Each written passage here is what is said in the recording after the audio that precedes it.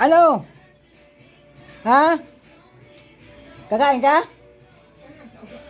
Kakain ka na? Ming! Saan ka galing? Ano? Ha? Kakain ka? Ha? Pasok, dali! Dali! Pasok, dali! Ming! Dali! Huwag kang maya! Dali! Oh, dali na, pasok! Dali! Pasok! Dali na! Taga saan ka ba? Ha? Laki ng hiwa sa likod ka, oh. Tinadtad siya. Oo, tinadtad talaga. Oo, tingnan natin. Taga saan ka ba?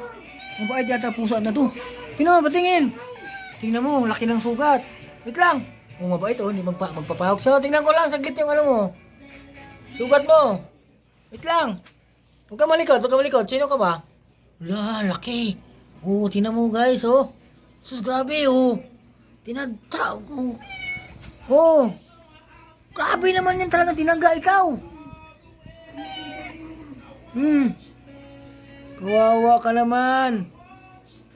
Oh, tinaga siya guys. Kawawang kawawa. Oh, bait oh. Papahawak siya. Dali! Uy! Umalis! Grabe, laki. Laki ng hiwa. Kawawa naman. Himas-himas yung pusa. Hindi naman ako naghimas sa pusa. Ikaw lang naman ang hinihimas ko. Oh, kain tayo, kain tayo. Ano, kain tayo, kain. Yan o.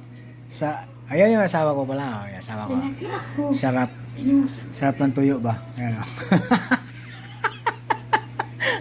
Sarap ng tuyo guys. May gulay o. Saan ka ba? O, di ba? Ay. Ma, kain na ma. Ano yan, Dave? Gulay. Daming asin. Please. Daming asin o daming gulay? Daming asin, alat. Kunti lang yung asin dyan. Ang ano lang dyan. Sa ano. Sige mo sana inubos. Diya, sige na. Kain mo na kami at magdasal mo na kami. Dahil yung isa hindi nakatiis sa kanyang pagkagutom. At hindi siya nagpapasalamat sa Panginoon sa aming handa dito sa harapan. At ito yung anak ko, nag-ready pa. Pero yung asawa ko, ayan na. Kumakain na siya. Hindi nakatiis sa kanyang gutom. Ay, nako guys. Kawawa naman to. Ha? Lala, tinan mo yung puso anak. Ang laki ng ano. Ang laki ng tinadtad talaga yung likod. Sabi naman. Kain na! Ah, bunso kong lalaging dinggang mabait. Kain muna kami guys. Bye! Brrr!